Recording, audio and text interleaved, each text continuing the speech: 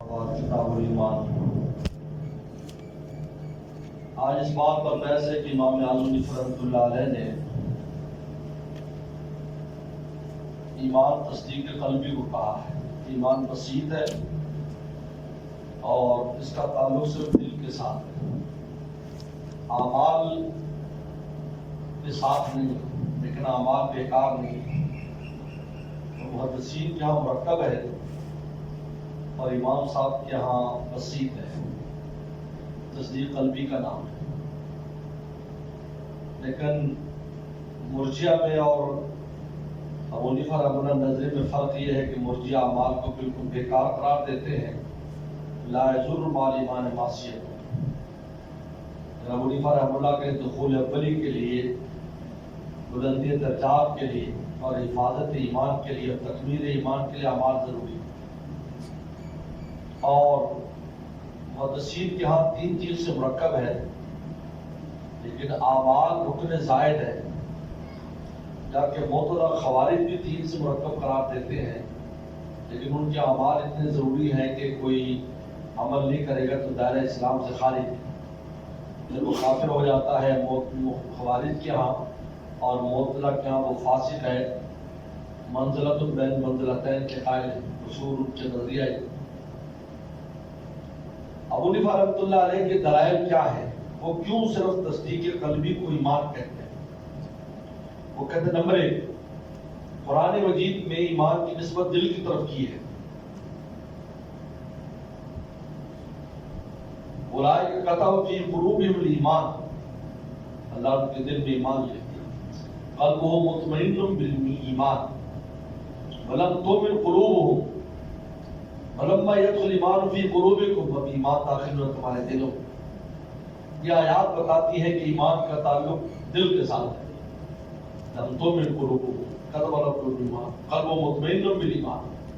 ایک آدمی زبان سے کلمہ کفر کہتا رہے جبر کی حالت میں، لیکن دل میں قلب مطمئن بالایمان، الا من اکرہ فقلب مطمئن بالایمان، تو شریعت اس کو کہتی ہے کہ یہ ناجی ہے، دائرہ اسلام میں ہے۔ نمبر 2، اعمال کا ایمان پر عطف کیا گیا قرآن میں، عطف ان الذین آمنوا وعملوا الصالحات الا الذین آمنوا وعملوا الصالحات والذین آمنوا وعملوا الصالحات، اور عطف مغایرت کا تقاضا کرتا ہے، معطوف معطوف علیہ میں مغایرت ہوتی ہے۔ یا زید العمر، عمر اور ہے، زید اور ہے، یہاں آمنوا وعملوا الصالحات تو آمنوا الگ ہے، عملوا الگ ہے، عطف مغایرت کا تقاضا کرتا ہے۔ نمبر 3، شرط قرار دیا ہے، ایمان کو اعمال کے لیے شرط قرار دیا ہے۔ من عمل صالحا من ذکر انثی وہو مومن، جو نیک عمل کرے شرط یہ کہ مومن ہو، پھر معتبر ہے۔ ومن یعمل من الصالحات وہو مومن، من صام رمضان ایمانا واحتسابا، روزہ رکھے لیکن اس کے ساتھ ایمان ہو۔ من قام رمضان ایمانا واحتسابا، من قام لیلۃ القدر ایمانا واحتسابا۔ اور شرط اور مشروط میں مغایرت ہوتی ہے، شرط اور مشروط میں مغایرت ہوتی ہے، شرط اور ہوتی ہے، مشروط اور ہوتی ہے، شرط مقدم ہوتی ہے مشروط سے۔ تو اعمال مشروط ہے، شرط کون ہے؟ ایمان، پہلے ایمان ہو پھر عمل معتبر ہے، ورنہ عمل معتبر ہے۔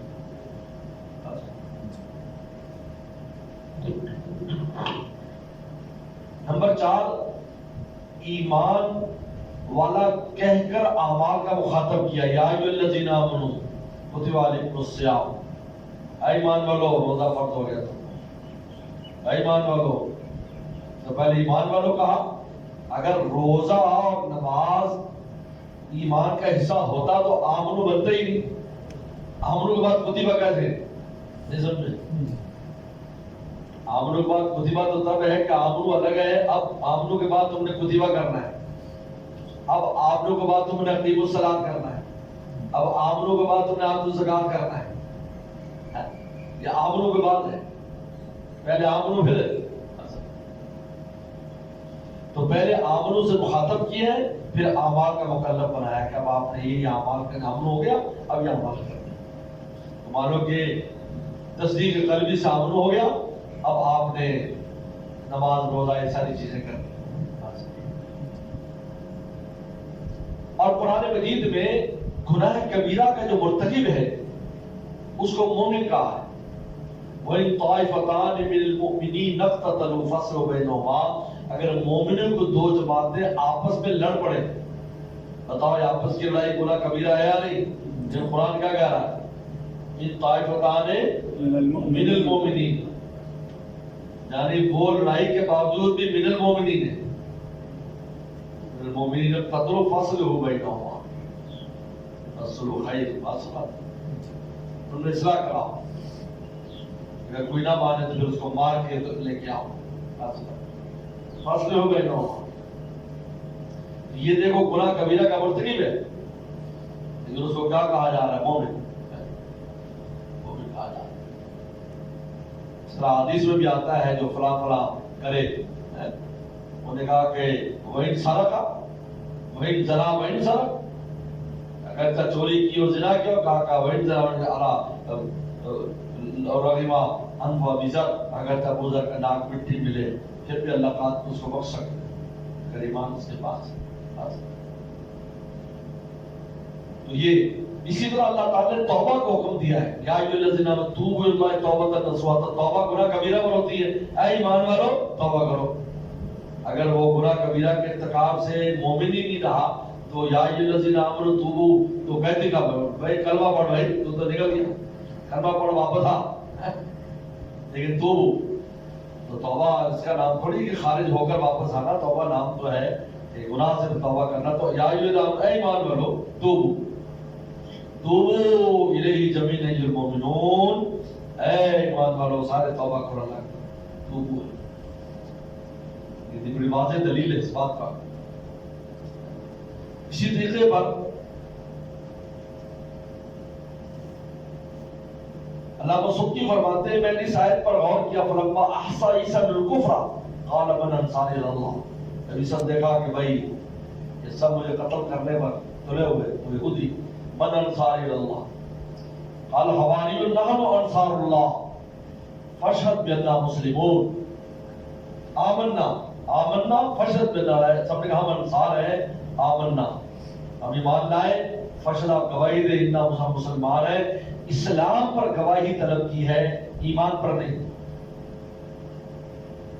حواریین نے عیسیٰ السلام کی گواہی کس پر طلب کی ہے؟ اسلام۔ فاشهد آمنا ایمان لائے، لیکن فرق ہو گئے اسلام نام اعمال ہے، ظاہرہ کا ہے، تو مانے کہ ایمان باطن ہے، صرف اس پر گواہی طلب نہیں کی، کامن ایمان لے آئے، اقرار کر لیا، فاشهد بأننا مسلمون، گواہی دے کہ ہم مسلمان ہیں، ہم متبع۔ دوسری جگہ پر بھی اوحیت الحواریین ان آمنوا بی وبرسولی، آئے پڑھو، قالوا آمنا فاشهد بأننا مسلمون، نا یا نا ہے تو تھوڑا فرق مشابہ ہے، اگر تمہیں لگتا ہے، ہمیں تو نہیں لگتا کہ ہم حافظ، میرے سمجھ حافظ نہیں ہو، سمجھ نہیں حضرت بأننا مسلمون، وہاں فاشهد بأننا۔ اس طرح جنازے کی نماز ہے، جنازے کی دعا ہے، من احییت منا فی الاسلام من توفیت منا فخر الایمان، جس کو زندہ رکھ اسلام پر یعنی اعمال کرے، جب فوت ہے تو ایمان پر، کوئی ایمان قلب میں ہی ساتھ جائے گا نا، اعمال تو نہیں ہے نا مرنے کے بعد۔ تو دیکھو وہاں دعا کر رہا ہے کہ اگر موت ہو تو ایمان پر، بلکہ ایمان کا تعلق قلب کے ساتھ ہے، اب مرنے والا قلب کی دولت تو لے کر قبر میں جائے گا، ظاہری کوئی چیز نہیں، نہ اعمال رہے نہ دولت رہے، کوئی بھی چیز نہیں رہی، لیکن زندہ لاہد میں نہ کوئی اسلام۔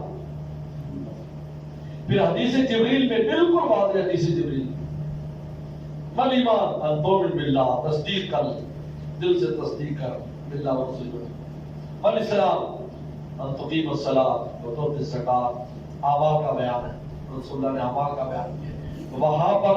اور آپ کو پتا ہے کہ جبریل السلام 20 دن پہلے وسلم کی وفات سے 20 دن پہلے صرف آئے تھے، اور تحقیق کے لیے آئے تھے اس چیز کی، کہا کہ اسلام کیا، ایمان کیا، انہوں نے فرمایا اسلام یہ ہے، ایمان یہ۔ تو ایمان کا تعلق قلب کے ساتھ تھا، اور اسلام کا تعلق اعمال ظاہرہ کے ساتھ.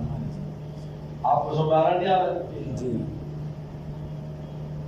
اب ایک آخری بات، یہ بڑا طویل خط ہے عثمان بگٹی، ابو حنیفہ کے ایک شاگرد تھے عثمان بگٹی، ان کو خط لکھا تھا ابو حنیفہ رحمہ اللہ نے. وہ کسی اور علاقے میں رہتے تھے. انہوں نے کہا جی یہاں بڑا مسئلہ ہے کہ وہ ایمان کے بارے میں بڑی خوبصورت بات ابو حنیفہ نے دلیل دیکھے. انہوں نے کہا پیغمبر سلام نے جب دعوت شروع کی، لوگوں کو ایمان کی دعوت دی، قولوا لا الہ الا اللہ تفلحوا، کہا کہ اعمال تو 9 سال کے بعد ہے دعوت کے. 9 سال بعد اعمال ہے. 9 سال کے بعد 990 میں نماز آئی ہے. اس سے پہلے کیا تھا؟ تو جو اس سے پہلے لوگ تھے ان کا ایمان کامل نہیں تھا. قرآن نے والسابقون الاولون کہا. حضرت سمیہ شہید ہو گئی، ان کو نہیں پتا ایمان نماز فرض ہو گئی، نہ روزے کی فرض پتا ان کو کسی کو فرض، لیکن ان کو کوئی پہنچ سکتا ہے. یہ سابقون الاولون ہے لوگ. 990 سے پہلے جو صحابہ بہت، ان کو تو نہیں پتا نماز فرض ہے. ان کا کوئی پڑھنا نہیں تھا نماز. اگر پڑھی ہوگی تو نملی جات پڑھی ہو. لیکن ابو حنیفہ فرماتے ہیں کہ 9 سال تک صرف ایمان کی محنت ہوتی رہی. 990 میں جا کر پہلا عمل نماز آیا، اور دوسرا عمل ہجرت کے 2 سال کے بعد روزہ آیا، اور ہجرت کے 6 سال کے بعد حج آئی. اگر اعمال ایمان میں داخل ہوتے تو شروع سے آ جاتے نا ساتھ، تو وہ 9 سال تک کیا کرتے رہے؟ کیا یہ تصدیق قلبی، بس اقرار باللسان اور تصدیق بالجنان. تو اقرار باللسان میں ضروری تاکہ اگلا سمجھے مسلمان ہے. اسی پر مار کھاتے تھے حضرت بلال. اس نے کہا اس دور میں بلال نے روزے رکھے یا نہیں رکھے؟ اس دور میں حضرت بلال نے نماز پڑھی یا نہیں پڑھی؟ یہ وہ زبان سے اقرار کرتے تھے، مارے کھاتے تھے. اور ان کا ایمان، بعض والوں کے ایمان سے کمی آ گئی. والسابقون الاولون من المہاجرین والانصار، قرآن ان کو سابقہ اولون میں شمار کرتا ہے. ابو حنیفہ فرماتے ہیں اس سے معلوم ہوتا ہے کہ ایمان، اعمال تو بہت مؤخر ہے، کتنے سال پیچھے ہیں اعمال. اس سے پہلے ایمان تھا تو کیا تھا؟ تصدیق قلبی تھا، اقرار باللسان تھا، زبان سے اقرار کرنا. یہ عثمان بگٹی کا نام خط ہے، اور بڑی خوبصورت بات اس میں ہو رہی ہے. بڑا تفصیلی خط ہے، اس کا خلاصہ میں نے اپنی کتاب میں دیا. بہت لمبا خط ہے، 1.5 صفحے کا، عربی کا 1.5 لمبا صفحہ بنتا ہے. ان کا خلاصہ یہ کہ اعمال تو بہت بعد میں آئے، پہلے ایمان ہی کی صرف محنت ہو. کیا تھی محنت؟ تصدیق قلبی ہو، دل میں ہر غیر اللہ کو نکالو، بس اللہ کو بٹھا، اور زبان سے اس کا اقرار کرو. اور آخری بات کہ محل کفر جو ہے وہ قلب ہے، تو محل ایمان بھی قلب ہے. وہ کہ زندین کی جگہ آتی ہے، جہاں اندھیرا آتا ہے وہیں روشنی آئی، جہاں اندھیرا نہیں ہے وہاں روشنی بھی نہیں ہوتی. اور محل قلب، کفر محل قلب کیوں ہے؟ اس لیے کہ اعمال تو منافقین بھی کرتے تھے. کیوں کافر قرار دیا ہے؟ کیونکہ ان کے دل میں نہیں تھا. دل میں نہیں تھا. ویسے اعمال سروں کے پیچھے نمازیں پڑھتے تھے، اللہ اکبر، چھوٹے موٹے بھی کتنے بڑے بڑے اعمال کیے، سروں کے پیچھے بھی روزے رکھے، یاد میں بھی گئے. ان المنافقین فی الدرک الاسفل من النار. تو لیکن ان کے قلب میں نہیں تھا. تو والے کو کفر کا محل بھی قلب ہے، زیادہ ایمان کا محل بھی. ورنہ اعمال کا اگر سے تعلق ہوتا تو جس طرح مرجئہ جہمیہ وغیرہ کہتے ہیں، اور کرامیہ وہ کہتے ہیں منافقین بھی مسلمان ہیں، اس لیے کہ وہ اعمال کرتے تھے، زبان سے اقرار بھی کرتے تھے. تو قرآن نے کہا کہ نہیں، وہ منافقین لکاذبون، یہ جھوٹے ہیں، اس لیے جو ان کے دل میں ایمان نہیں ہے. تو معلوم ہے کہ دل سے ایمان کا تعلق دل کے ساتھ، اعمال کے ساتھ نہیں. ورنہ ایسے کتنے صحابہ ہیں جن کو اعمال کا وقت نہیں ملا، شہید ہو گئے، اور رسول اللہ کی سرکار جنت الفردوس میں چلا گیا. کلمہ پڑھا اور جا کے شہید ہو گیا، کوئی عمل نہیں کیا، نہ نماز پڑھنا کچھ، لیکن وہ اتنے اونچے درجے میں چلا گیا. اس کے اعمال میں، اعمال نامے میں کوئی نماز نہیں، کوئی روزہ نہیں، کچھ نہیں. کیوں؟ اس لیے کہ دل کی جو ایمان تھا بس وہ ناچیز نجات ہو گئی، اور رسول اللہ کے ہاتھ پر لایا تھا، صحابی ہو گیا، اور ساتھ ہی شہید ہو گیا، اور سیدھا جنت میں چلا گیا. تو ابو حنیفہ رحمۃ اللہ علیہ جو دلائل میں نے آپ کے سامنے دیے ہیں، ان دلائل کی روشنی میں یہ بات سمجھ میں آتی ہے کہ ایمان کا تعلق قلب کے ساتھ ہے. اگر تصدیق قلبی کا نام ایمان ہے، باقی اقرار باللسان دراصل اسی تصدیق قلبی کی ترجمانی کرتا ہے. اقرار باللسان ضروری ہے بشرطے کہ جب اس کو طلب کرے، صاحب منصب طلب کرے تو اقرار باللسان ضروری ہے.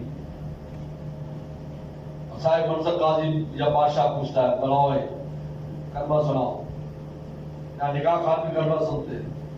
میں کہوں سننے کے دیکھنے مسلمان ہے کہ نہیں، پہلے نہیں دیکھے 6 کے 6 کلمے کو بھی پڑھواتے ہیں. یہ قاضی کا کام ہے. پہلے زمانے میں کہیں ہوگا تو قاضی جو سرکاری منصب ہے، نکاح خان تو چاہتے کی منصب ہے، وہ کرتے ہوتے ہیں، اس پر قیاس کر لیتے ہیں. ایسا نہیں، ہمارے لیے نہیں، بادشاہ وقت کرتا تھا. اس سے یہ سارے کام سرکاری پروٹوکول کے ساتھ ہوتے ہیں. آج کل ایسے نہیں. تو اگر اقرار باللسان، اگر جو اقرار ہے قاضی کرائے، جس طرح انتخابات ہوتے ہیں جب تو اس سے اقرار کراتے ہیں، آپ مسلمان ہو، مرزائی وغیرہ تو نہیں ہو، اس سے جج یہ کلمہ وغیرہ سنتا ہے، پھر اس کو اجازت دیتا ہے انتخاب لڑنے کی. ٹھیک ہے. یہاں اگر انکار کرے گا تو دائرہ اسلام سے خارج ہے. لیکن میں اور آپ مجھے کلمہ سناؤ، میں تبلیغی جماعت میں پوچھتے ہو، میں نہیں سنا تھا، وہاں کچھ نہیں ہوگا. میں کلمہ نہیں سنایا، بس اللہ ہی حافظ دیتا، ایسا کوئی فتویٰ نہ لگاؤ، ایسا کوئی فتویٰ نہ لگاؤ. کیونکہ میں اور آپ پوچھے اور نہ بتایا، میں اور آپ کی حیثیت کوئی نہیں. ترغیبی بات کر سکتے ہیں آپ، اور کچھ نہیں کر سکتے. اس لیے یہ جو آتا ہے کہ دوسرے پر اقرار نہ کرے اور کافر ہو جائے گا، یہ میرا حق کا پوچھنا نہیں ہے، یہ صاحب منصب کا پوچھنا ہے. جبکہ وہ جیسے نکاح ہے یا بھی انتخاب لڑنا ہے یا اس کو وزیر بنانا ہے، وزیر اعظم بنانا ہے، راضی باز مسلمان ہونا چاہیے، اس ملک کا قانون ہے. اس کو مسلمان ہونے کے لیے پوچھ رہا ہے. کہا جی میں نہیں کلمہ سنا تھا تو دائرہ اسلام سے خارج سمجھا جائے گا.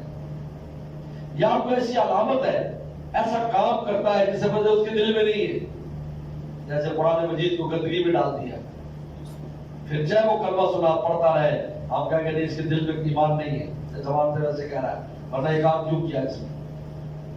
مسلم کو گستاخی کر رہا ہے، ختم نبوت کا انکار کر رہا ہے. کوئی بھی ایسا کام کر رہا ہے جو علامت اس بات کی کس کے دل میں ایمان نہیں، تو پھر اس عمل کی وجہ سے بھی دائرہ اسلام سے خارج ہو جائے گا. جیسے القاء جو ہے مصحف القاصورات صاحب مثال لکھی ہے، ایسی جگہ قرآن مجید کو پھینک دیتا ہے، ڈال دیتا ہے. ہاں اگر اخرس ہے، گونگا ہے، یہ وہ ہے، اور وہ اس کو معافی ہے. اور ویسے اگر زندگی بھر انسان کلمہ نہ پڑھے زندگی بھر، اور انہیں وہ فرماتے ہیں کوئی ضروری نہیں ہے، ایسا نہیں ہے کہ وہ کلمہ زندگی بھر نہ پڑھے، اس کے دل میں یہ پتہ ہے میں مسلمان ہوں اور غیر اللہ کو نہیں پوچھتا.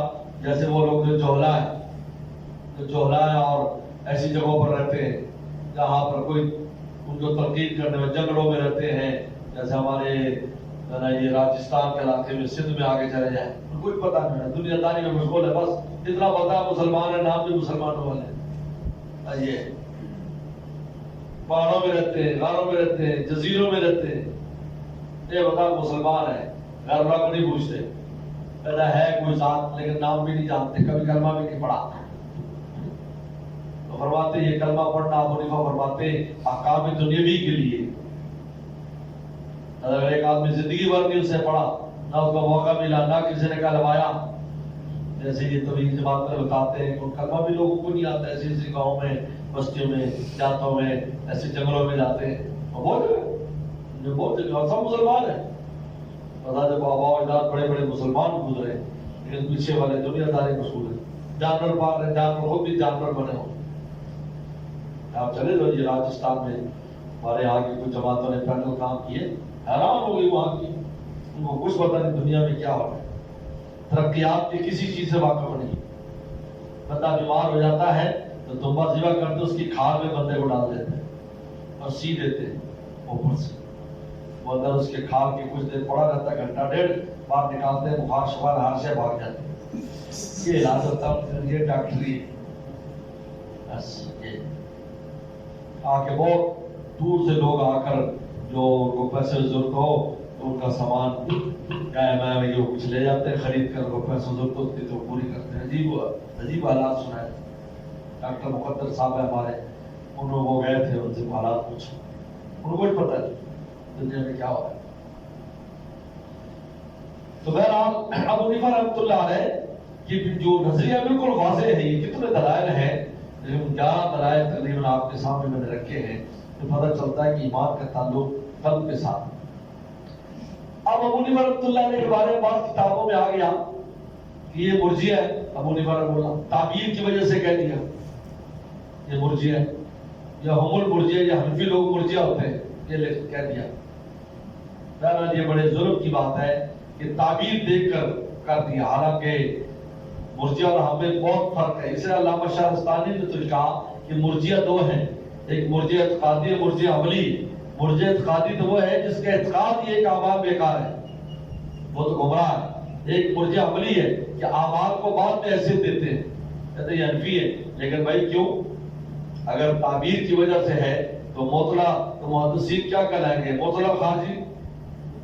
ان کی تعبیر ان سے ملتی، تعبیر سے کیا ہوتا ہے. اور بعد نے کہا ہے کہ یہ جو مرجئہ لوگ تھے نا جس زمانے میں تھے، یہ مرجئہ جو لوگ تھے، یہ مرجئہ لوگ اتباع کرتے تھے ابو حنیفہ کی فقہی مسائل میں. عقیدتاً مرجئہ تھے، جسے بدعتی آج کل. عقیدت تو ان کا بدعتی ہے، لیکن ہے حنفی.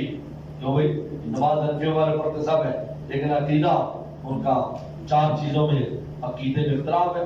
نور بشر کے مسئلے میں، نور بشر کا مسئلہ ہے، عالم الغیب کا مسئلہ ہے، سما کا مسئلہ ہے، حاضر ناظر کا مسئلہ ہے. کہ وسلم یہیں سے پڑھا سنتے ہیں درود شریف، حاضر ناظر ہے ہر جگہ پر. درود شریف پڑھ رہے تھے، پڑھتے تو کھڑے ہو جاتے ہیں کہ درود وسلم آتے رہے، درود لینا آتے. حضرت والد صاحب نے ایک مجلس میں کہا تھا، اچھے بڑے بڑے لوگ تھے، اور حضور صلی اللہ علیہ وسلم کو اتنی کیا ضرورت ہے کہ وہ تھیلا لے کر تمہارے یہاں آئیں گے، جب ہمارے تھیلے میں ڈالو درود شریف ہمارا. کہا کہ حدیث میں آتا ہے، بخاری میں بھی مسلم کے فرشتوں کی جماعت ہے جو وہاں پہنچاتی ہے. وَبُلِغْتُهُ لِلَّهِ فِي الْأَرْضِ السَّيَّاحِينَ، اللہ کے لیے سیر کرنے والے فرشتے ہیں جو مجھے درود شریف پہنچاتے ہیں. تو ایک نے کہا جی ادبن کھڑے ہو کر درود پڑھتے ہیں. فرما اگر ادبن ہوتا تو نماز میں کھڑے ہو کر بھی درود ہوتا، تو وہاں تو بیٹھ کے پڑھایا جا رہا ہے. وہاں بیٹھ کے پڑھ رہے ہیں. حاضر ناظر ہے ہر جگہ، حضرت ناظر وسلم. عالم الغیب ہے، غیب علم کلی، غیب کلی، غیب جزئی. یہ تو ہم بھی قائل ہیں کہ جزئی علم ہوتا ہے تو اللہ دے نبی کو، لیکن علم کلی نہیں ہے. علم کلی ہوتا تو پیغمبر کتنے واقعات آئے. انہیں ہم کہیں کہ آپ نے جان بوجھ کر ایسا کیا، 70 صحابہ کو بھیجا ان کو شہید کر دیا. آپ کو پتا تھا تو آپ نے کیوں بھجوایا؟ آپ کی ذات پر حرف آتا ہے. تو بہرحال لیکن وہ فقہی اعتبار سے کون ہے؟ حنفی. اس طرح وہ عقیدتاً تو مرجئہ ہیں، لیکن فقہی اعتبار سے کیا ہے؟ وہ حنفی. اس لیے محدثین اور جو ان کا اختلاف ہے ابو حنیفہ رحمۃ اللہ علیہ کا یا متکلمین کا، سے میں نے پہلے بتایا تھا کہ حضرت شیخ الہند وغیرہ تو کہتے ہیں تعبیر کا فرق ہے، ایک ایمان کامل کی بات کرتا ہے اور ایک مطلق ایمان کی بات کرتا ہے. اچھا بعض نے بڑی اچھی بات کی ہے، وہ کہتے ہیں کہ یہ جو فرق ہے یہ زمانے کی وجہ سے ہے. جس زمانے میں جو فرقہ تھا تو اہل حق کی جماعت نے اس کے رد کے لیے تعبیر اختیار کی. ابو حنیفہ کے زمانے میں معتزلہ خوارج کا زور تھا. امام بن حنبل رحمۃ اللہ علیہ زمانے کے جب معتزلہ نے ان کو قرآن کے مسئلے پر اتنی مارے پڑھوائی، تو ابو حنیفہ کا زمانہ معتزلہ خوارج کا تھا. ان کے رد کے لیے کہا کہ تصدیق قلبی کا بھی ہے، کیونکہ وہ اعمال کو اتنا زور دیتے تھے، کافر قرار دیتے تھے. محدثین کا زمانہ جو 30 صدی ہجری آئی، اس میں مرجئہ کا زور تھا کہ بس کلمہ پڑھ لیا کافی ہے بس. تو پھر انہوں نے کہا کہ نہیں اعمال ایمان میں داخل ہے، اعمال ایمان میں داخل، کہا اعمال ایمان میں داخل۔ تو کہا کہ یہ جو تعبیرات کا فرق ہے یہ دراصل کس کا فرق ہے؟ زمانے کا فرق ہے سر۔ اور ایسا ہوتا ہے جس زمانے میں جو بات ہو، جیسے اس زمانے میں سیدنا امیر معاویہ کے مخالفین بہت ہو گئے، لہذا ان کے فضائل میں تقریریں ہو رہی، اور ایک زمانہ تھا اہل بیت کے خلاف تھے تو اہل حق نے اہل بیت کے لیے تقریریں کی۔ اس وقت جو ہے جس وقت امیوں کا زمانہ تھا اس زمانے میں لوگ حضرت علی اور ان کے آل اولاد کو برا کہتے تھے، تو اس وقت جو ہے نا آپ کو پتا امام نسائی کی شہادت اس پر ہوئی۔ امام نسائی جو ہے وہ اسی پر شہید کیے گئے، ان سے شام میں چونکہ یزید کی حکومت تھی رہی تھی، اس وقت تو نہیں تھا یزید جب امام نسائی گئے، لیکن ان کی حکومتیں تھی اور لوگوں پر اثر تھا۔ انہوں نے کہا کہ ہم کوئی تو حضرت علی کے فضائل پر تقریر کی تو لوگوں نے مارا منبر پر، اور مارا اور اتنا مارا کہ ان کے خصوصیتین پر کسی نے زور سے ضرب ماری، منبر پر شہید ہو گیا۔ امام نسائی کتنا بڑا آدمی۔ تو اس زمانے میں ہوتا ہے جس زمانے میں جو فرقے کا زور ہوتا ہے، اس سے پہلے ختم نبوت کی تاریخ چلی کیونکہ مرزائیوں کا زور تھا، مرزائی ملک کا چین میں گھسے ہوئے تھے۔ پھر رافضیت اور شیعت کے خلاف تاریخ چلی کیونکہ اس وقت ایرانی انقلاب اثر انداز ہو رہا تھا۔ اس کا مطلب یہ نہیں ہے کہ پہلے والی جن نے کوشش کی وہ اور تھی اور یہ اور نہیں۔ ہر زمانے میں اہل حق جب بھی کوئی فرق مخالف آتا ہے، باطل آتا ہے، اس وقت وہ اپنی اس کے خلاف بات لے کر آتے ہیں۔ ابو حنیفہ رحمۃ اللہ علیہ اور متکلمین کے زمانے میں جو کہ مطلق خوارج کا زور تھا تو ایسی تعبیر لے کر آئے، لوگوں کو اطمینان ہو گیا، لوگ پریشان تھے، کہا بھائی کچھ نہیں، تصدیق کر بھی ہے نا، ٹھیک ہے، آپ مومن ہو۔ اور جب محدثین کا زمانہ آیا تو مرجئہ کا زور تھا، اعمال بیکار ہے، اعمال بیکار ہے۔ انہوں نے کہا نہیں، اعمال حصہ ہے ایمان کا۔ یہ بات سنائی بات نہیں، بہت اہم بات ہے، یہ بات سمجھنا چاہیے۔ یہ تو ایک بحث ہو گئی۔ اب دوسری اگلی بحث ہے فی زیادت الایمان و نقصان، ایمان گھٹتا بڑھتا یا نہیں، ایمان گھٹتا بڑھتا یا نہیں۔ یہ تو پہلے اختلاف تھا کہ ایمان کی حقیقت کیا ہے، تو وہاں میں نے بتایا حق میں جو اختلاف بتا دیا، محدثین مرکب مانتے ہیں، اب مزید دوسرا اختلاف ہے کہ ایمان گھٹتا بڑھتا ہے یا نہیں۔ تمام محدثین جس میں امام بخاری ہے، امام مسلم ہے، امام نسائی، ترمذی، سب، اور امام شافعی اور امام بن حنبل، امام شافعی، امام بن حنبل، یہ سب حضرات کہتے ہیں ایمان بڑھتا بھی ہے گھٹتا بھی ہے۔ یزید و ینقص، کیا لفظ ہے؟ یزید، الایمان یزید و ینقص، ایمان بڑھتا بھی، ایمان گھٹتا بھی، الایمان یزید و ینقص، بڑھتا بھی اور گھٹتا بھی۔ امام ابو حنیفہ رحمۃ اللہ علیہ تمام متکلمین اور فقہاء وہ کہتا ہے ایمان لا یزید ولا ینقص، نہ بڑھتا ہے نہ گھٹتا ہے، ایمان نہ بڑھتا ہے نہ گھٹتا ہے، اپنی اصلی حالت پر رہتا ہے بس۔ اور امام مالک رحمۃ اللہ علیہ کی تیسری تعبیر ہے، وہ فرماتا ہے ایمان یزید ولا ینقص، بڑھتا ضرور ہے گھٹتا نہیں ہے۔ اور ان کا جملہ ہے ان نقص ذهب الکل، اگر ایمان تھوڑا سا بھی کم ہو جائے گا تو پورے چلا جائے گا۔ ابو حنیفہ رحمۃ اللہ سے بھی ایک روایت ہے، امام مالک کے ہاں یزید ولا ینقص، یزید ولا ینقص، اہم بحث ہے ایمان گھٹتا بڑھتا ہے یا۔ اب ایمان گھٹتا بڑھتا ہے، بڑھنے کی تو بہت نصوص ہے، بڑھنے کی نصوص ہے، لیازدادوا ایمانا مع ایمان، زدنا خدا والذین آمنوا زادتہم ایمانا۔ تو گھٹنے کی کوئی دلیل نہیں ہے۔ تو یہ لوگ کہتے ہیں محدثین کہ جب جو چیز بڑھے گی وہ گھٹے گی، جو بڑھے گی وہ گھٹے گی، یہ کہتے ہیں، یہ دلیل ہے۔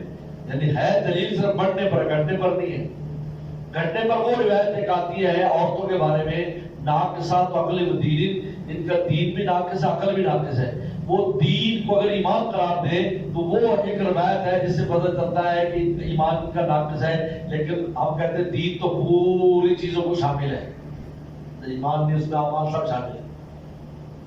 بھئی یہ ایک روایت ہے جس میں کوئی گھٹنے کی بات ہے، وہ بھی دین کے گھٹنے کی، اور نہ کوئی ایسی روایت جس سے امام مالک کا نظریہ ہے کہ ناقصہ، آگے کہیں نقص کا بیان نہیں، زیادہ ناقص ہوگا ذهب الکل، ایمان چلا جائے، اپنے اصل حال سے کم ہوگا چلا جائے۔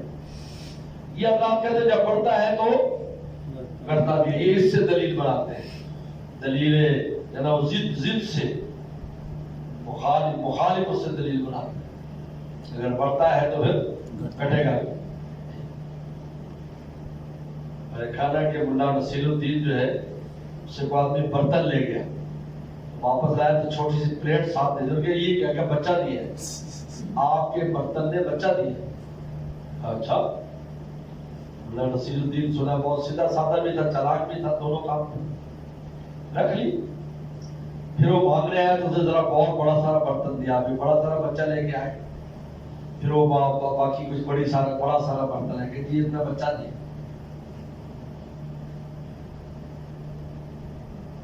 تو نہیں، ملا نصیر الدین نے کسی کے ساتھ یہ کیا، وہ کسی کے پاس لے جاتا، اس سے برتن لیتا تھا اور وہ کہتا تھا کہ جی یہ اس کا بچہ بھی ساتھ ہے، تو وہ کہتا ہے ملا نصیر الدین بے عقل آدمی ہے، چلو اچھا ہے بھائی۔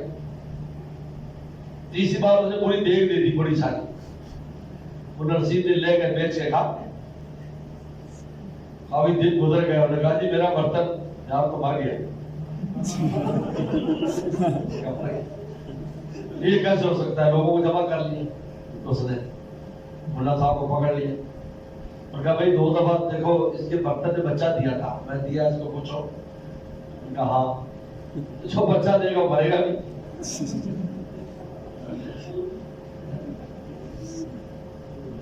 بہرحال تو یہ بہرحال ابو حنیفہ رحمۃ اللہ فرماتے ہیں لا یزید ولا ینقص، متکلمین سب کا مذہب یہ ہے، اور محدثین جس میں امام شافعی، امام احمد بن حنبل شامل ہے اور باقی تمام بخاری وغیرہ ہے، کہتے ہیں یزید و ینقص، اور امام مالک فرماتے ہیں لا یزید ولا ینقص، یزید ان نقص ذهب الکل۔